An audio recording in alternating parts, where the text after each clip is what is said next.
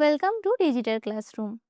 আজ আমরা group C কাট up নিয়ে কিছু কথা বলবো আজ এই ভিডিওতে। দেখো, তোমরা সবাই গ্রুপ সি রেজাল্টের অধীর আগ্রহে বসে আছো এবং কিরকম কাট আপ যেতে পারে সেটা নিয়ে তোমরা টেনশন করছো। আজ এই ভিডিওতে কি রকম কাট আপ যেতে পারে সেটি আলোচনা করব। দেখো, এখানে দেখো, পশ্চিমবঙ্গের স্কুল সার্ভিস কমিশনের গ্রুপ সি পদে নিয়োগ নিয়ে পরীক্ষার্থীদের মধ্যে সবসময় টানটান উত্তেজনা থাকে। তাই দেখো, এই গ্রুপ সি কিছু ধাপের ওপর নির্ভর করে। তাই কাট আপ নির্ধারণ একটি একাধিক বিষয়ের ওপর নির্ভর করে। দেখো, যে কোনো একটা নাম্বার বলে দিলেই সেটি কাট অফ হয়ে যায় না। তাই কিছু নির্দিষ্ট ধাপের ওপর ডিপেন্ড করে যে যে কোনো এক্সামের কাট আপ কীরকম যাবে। চলো দেখি। দেখো, কাট আপ নির্ধারণের প্রধান কারণ। দেখো, এমনি এমনি কোনো নাম্বার বললে হবে না। তাই দেখো, কাট আপ কীরকম হতে পারে কিছু কারণের ওপর নির্ভর করছে। ফার্স্ট কারণ দেখো, শূন্য পদের সংখ্যা, অর্থাৎ ভ্যাকেন্সি কত ছিল। তাহলে মোট যতগুলো শূন্য পদ রয়েছে তার ওপর কাট আপ সরাসরি নির্ভর করছে। আর দেখো কিসের ওপর নির্ভর করছে, প্রশ্নপত্রের মান, অর্থাৎ কোয়েশ্চেনের ওপর। পরীক্ষার প্রশ্ন কতটা সহজ বা কতটা কঠিন হয়েছে তা গড় নম্বরের ওপর প্রভাব ফেলে। আর একটা দেখো, third number, academic score. Group C পদের ক্ষেত্রে মাধ্যমিকের রেজাল্ট এবং অন্যান্য শিক্ষাগত নম্বর একটি বড় ভূমিকা পালন করছে। এবং শেষে দেখো, টাইপিং টেস্ট। শিক্ষার্থীরা পরীক্ষায় উত্তীর্ণ হওয়ার পর টাইপিং টেস্টে পাস করা বাধ্যতামূলক। ঠিক আছে, তাহলে তোমরা যে পরীক্ষা দিয়ে ভালো নাম্বার করলেও তোমরা সেই চাকরিটি পাবে না, কারণ এখানে শেষে একটি ধাপ আছে টাইপিং টেস্ট, সেটাতেও তোমাকে উত্তীর্ণ হতে হবে। নেক্সট দেখো, দেখো সাধারণত লিখিত পরীক্ষায় ভালো ফল করলেও একাডেমিক স্কোর কম থাকলে চূড়ান্ত তালিকায় নাম আসা কঠিন হয়ে পড়ে, যেটা তোমাদেরকে বললাম। দেখো, গ্রুপ সির কাট আপ কি যাবে সেটা আমরা বিশ্লেষণ করছি।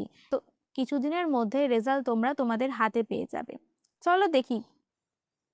দেখো, গ্রুপ সি সফল হতে গেলে শুধু লিখিত পরীক্ষার নজর দিলে চলবে না, পাশাপাশি কম্পিউটার টাইপিং স্পিড বাড়ানো অত্যন্ত জরুরি।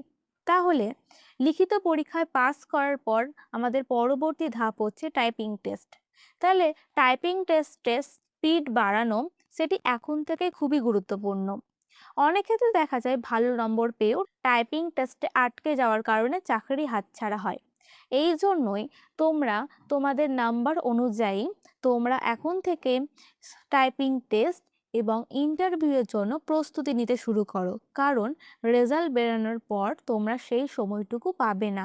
চলো দেখো, গ্রুপ সি পদের লিখিত পরীক্ষা তোমাদের কত নাম্বার হয়ে থাকে, তোমাদের 60 নম্বর হয়ে থাকে। বর্তমানে প্রতিযোগিতার বাজারে এবং পরীক্ষার্থীর প্রস্তুতির মান বিবেচনা করে একটি সম্ভাব্য কাট অফ স্কোর আলোচনা আজকে করব। চলো দেখি কি রকম কাট অফ। দেখো, general category. General category 55 score রাখা অত্যন্ত জরুরি। তাহলে তোমাদের যাদের নাম্বার 55 বা তার বেশি হচ্ছে, তোমরা এখন থেকেই কম্পিউটারের প্রস্তুতি এবং ইন্টারভিউয়ের প্রস্তুতি শুরু করে দাও, কারণ রেজাল্ট বেরানোর পর তোমরা সেই সময়টুকু পাবে না। নেক্সট দেখো, ওবিসি এ এবং ওবিসি বি প্রার্থীদের ক্ষেত্রে কাট অফ জেনারেলের থেকে কিছুটা কম হওয়ার সম্ভাবনা থাকে। যেমন দেখো, 50+ একটি ভালো স্কোর হিসেবে গণ্য হতে পারে, অর্থাৎ যাদের 50 বা 50-এর বেশি নাম্বার আছে ওবিসি এ এবং ওবিসি বি, তারাও এখন থেকে টাইপিং টেস্ট এবং ইন্টারভিউয়ের প্রস্তুতি শুরু করে দাও। নেক্সট দেখো, এসসি এসটি। এসসি এবং এসটি প্রার্থীদের জন্য 45 থেকে 48 বা তার আশেপাশে নম্বর থাকলেও তোমরা ইন্টারভিউ বা পরবর্তী ধাপের জন্য এখন থেকে প্র্যাকটিস শুরু করে দাও। তাহলে তোমাদের লিখিত পরীক্ষার সঙ্গে সঙ্গে তোমাদের পরবর্তী ধাপগুলিও এগিয়ে থাকছে। দেখো, যেটা মেন কথা, এই টাইপিং টেস্ট খুবই গুরুত্বপূর্ণ, কারণ এটি একবারে বা একদিনে হবে না। তাই এখন থেকেই তোমরা বাড়িতে বা যাদের কম্পিউটার আছে তারা এখন থেকেই প্র্যাকটিস শুরু করে দাও। কারণ লিখিত পরীক্ষায় ভালো নাম্বার পেলে তোমরা কিন্তু চাকরি পাবে না। লিখিত পরীক্ষার সঙ্গে সঙ্গে তোমাদেরকে টাইপিং টেস্টেও সফল হওয়া গুরুত্বপূর্ণ এবং বাধ্যতামূলক।